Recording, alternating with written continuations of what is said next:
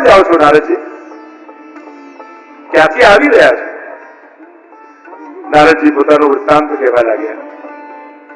અહમ તો પૃથ્વી યાતો યાત્વા સર્વોત્તમામિતિ पुष्करम च प्रयागम च काशीम गोदावरी तथा. नारद जी कहने लगे, इस पृथ्वी को सर्वोत्तम जानकर मैं यहाँ यात्रा करने आया. પણ જેટલા યાત્રાના સ્થળો ગણાવ્યા એ બધા તો ભારતમાં જ છે. એટલે પુરાણોમાં ક્યાંક ક્યાંક પૃથ્વી શબ્દ ભારત માટે વપરાયો છે. મહાપ્રભુજી માટે પણ આપણે કહીએ છીએ ને, મહાપ્રભુજી 3 વાર પૃથ્વી પરિક્રમા કરી. મહાપ્રભુજી ભારતની બહાર નથી પધાર્યા. ત્યાં હરિયાણા સુધી પધાર્યા, કુરુક્ષેત્ર. પણ સરસ્વતી નદી ત્યાંથી વહે અને મહાપ્રભુજી સરસ્વતી નદીનું ઉલ્લંઘન નથી કરતા, એટલે ત્યાંથી પાછા વળી ગયા. પણ ભારતની બહાર નથી પધાર્યા. એટલે પૃથ્વી શબ્દ પુરાણોમાં ભારત માટે વપરાયો. તીર્થોના નામ ગણાવ્યા, બધે જ હું ગયો, પણ ક્યાંય મને શાંતિનો અનુભવ ન થયો.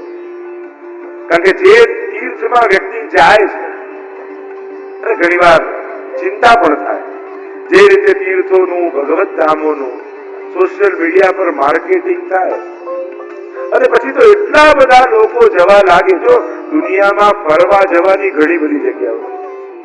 તીર્થમાં જેને જવું હોય એને તીર્થ બુદ્ધિથી જ જવું.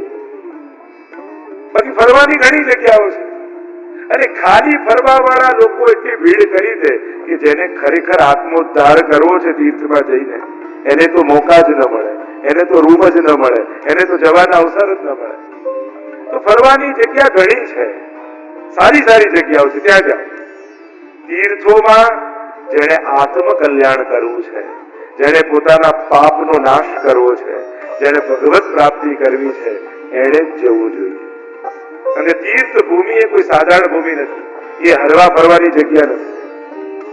એ પાપ મુક્તિના સ્થાનો છે, જ્યાં ભગવાનનો અખંડ નિવાસ છે. અને ભગવાનના ધામમાં જયારે જાઓ ત્યારે બહુ વિવેક બુદ્ધિથી જાઓ. શાસ્ત્ર તો એમ કહે, બીજી જગ્યાએ કરેલા પાપ તીર્થોમાં જવાથી નાશ પામે, પણ તીર્થોમાં કરેલા પાપ ક્યારે મટતા નથી. વજ્રલેપમ ભવતિ, વજ્રલેપ થઈ જાય. ઘણી બધી વસ્તુઓનું એમ થાય, બહુ માર્કેટિંગ ન થાય તો સારું. અને જે ખરેખર એના અધિકારી છે એ લોકો એનાથી વંચિત રહી જાય.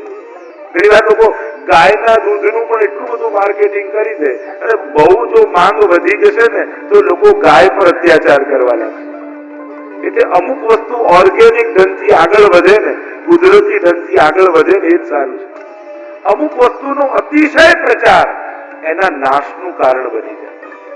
વ્રજનો તમે ઘણી વાર બહુ જ પ્રચાર લોકો કરી દે છે, તો એટલા બધા લોકો જાય અને પૂનમ જાય ને એકમ આવે ને ત્યારે વ્રજ જોવા જેવું હોય, કચરાનો ઢગલો બની ગયો. અમુક સ્થાનો, અમુક કારણો માટે જ એને સંગ્રહિત કરીને રાખો, એમ મારું માનવું એમ છે. અને જયારે અતિશય ઉપયોગ કોઈ વસ્તુનો કરવા લાગો છો અને તમને એનો ભગવત ભાવ પણ નથી, ત્યારે તમે ક્યાંક એ તીર્થ, એ ભગવત ધામો, એ પવિત્ર વ્યક્તિ, આ વસ્તુનો નાશ કરી રહ્યા છો. એટલા માટે દરેકની એક કેપેસિટી હોય છે. વર્ષમાં 10 વાર વ્રજમાં જતા હો તો નક્કી કરજો કે પૂજન એક જ વાર કરીશ, બાકી 9 વાર ત્યાં બેસીને પાઠ કરીશ.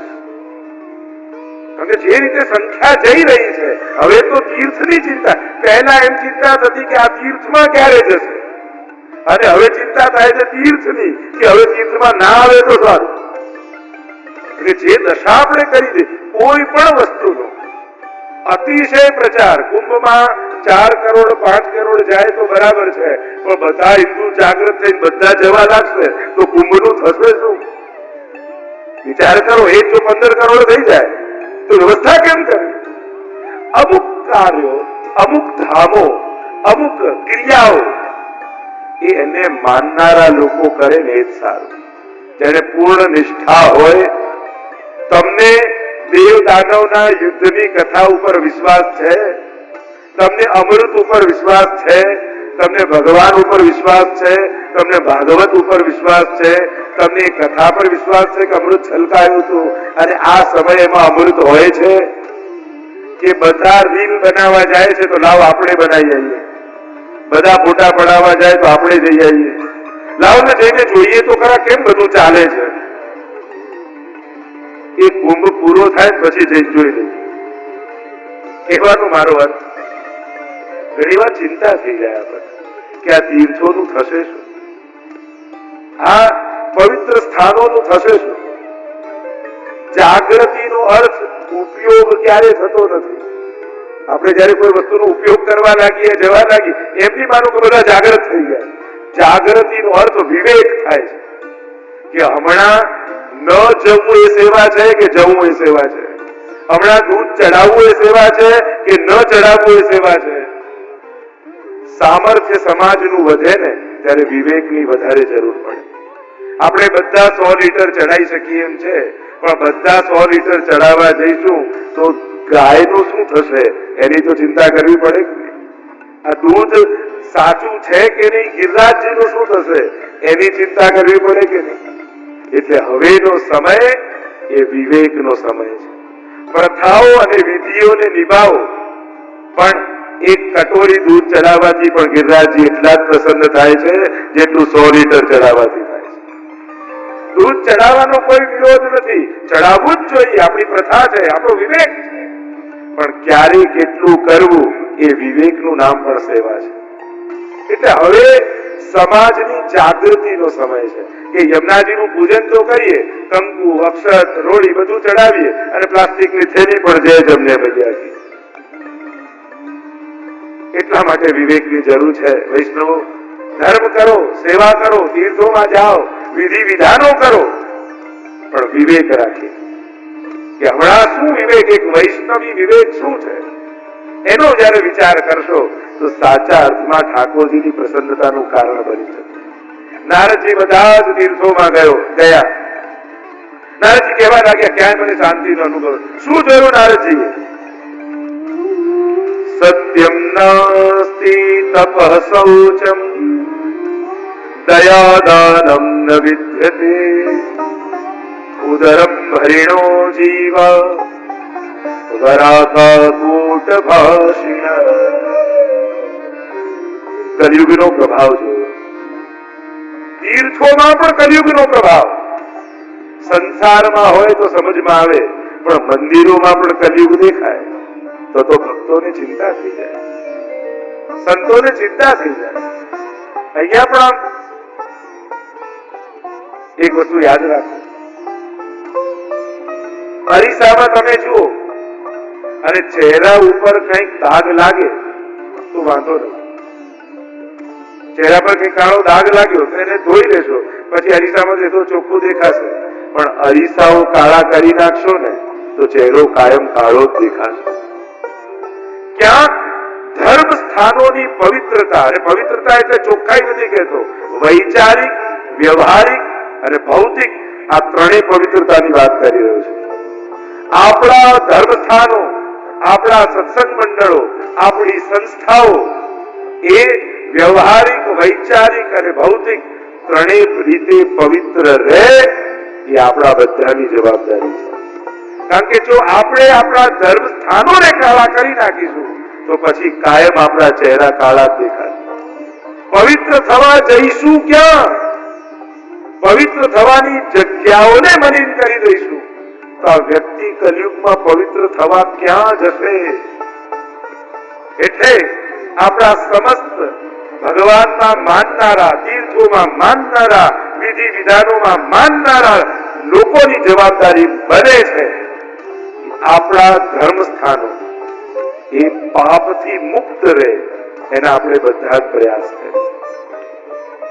આપણી પ્રત્યેક ધાર્મિક સંસ્થાઓ જેના માટે તમને ડોનેશન મળ્યું છે એમાં જ વપરાવવું જોઈએ, જે ઉદ્દેશ્ય સાથે મળ્યું છે. અને એમાં પણ બને એટલો વહીવટી ખર્ચ ઓછો કરી જે ઉદ્દેશ્ય માટે મળ્યું હોય એ ઉદ્દેશ્યમાં કેમ એનો વિનિયોગ થાય એના માટેનો આગ્રહ રાખવો જોઈએ. આ બધું જ જરૂરી છે આજના સમયમાં. જ્યારે જ્યારે પણ તમે કોઈ આવા પવિત્ર સ્થાનોમાં જાઓ ત્યારે પ્રયાસ કરો એની પવિત્રતા જળવાય.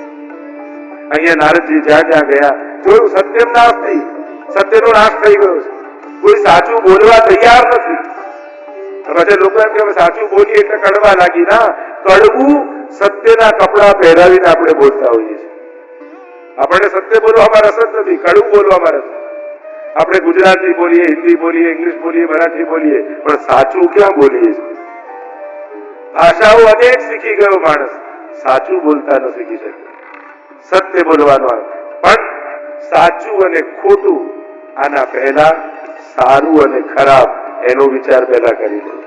આ સાચું સારું છે, આ ખોટું ખરાબ છે. આપણે ત્યાં તો એનો પણ વિવેક આપવામાં આવ્યો. સાચું હોય પણ ખરાબ હોય તો એ સાચું નથી. સત્યમ કુર્યાત પ્રિયમ કુર્યાત. કોઈ ગાયને મારવા માટે પાછળ આવતો હોય અને જમણી બાજુ ગઈ હોય, તમે તો ડાબી બાજુ ગઈ છે, તો એ ખોટું બોલવું સારું છે, કારણ કે સારા માટે છે. સત્યમ નાસ્તિ તપ, તપ જતું રહે. અને તપ એટલે કોઈ હવે જંગલમાં જઈને થોડી બેસવાના, અને બેસવા જઈએ તો ફોરેસ્ટ ડિપાર્ટમેન્ટ વાળા બેસવાય નહીં દે. હવે તપ એટલે ભગવાને જેવા સંજોગ આપ્યા છે, જેવા વ્યક્તિને સ્વજનો આપ્યા છે, એ બધું હસ્તે મોઢે સ્વીકારી લેવું, એ જ આજના સમયનો તપ છે. અને એમ પણ ઘરમાં કોઈ એક ઘસાનાર હોવું જોઈએ, ઘરમાં કોઈ એક અગરબત્તી જેવું હોવું જોઈએ, જે બળતા બળતા પણ ઘરને સુગંધિત રાખે. એ તો અત્યારના સમયમાં તકલીફ એ છે કે જેને પૂછો બધાને અમે જ ઘસાઈએ છીએ, બાકી બધા મજા કરે છે. તો ઘરમાં બધા જ ઘસાય છે તો મજા કોણ કરે છે? મૂળ વાત એ છે, ક્યાંક કોઈક પોતાનો હક છોડનાર હોય ને તો ઘરમાં મેળાપ રહે. પણ ઘરમાં જો બધા જ પોતાના હકની વાત કરવા લાગે ને તો પછી ભેગા રહેવું અઘરું થઈ જાય.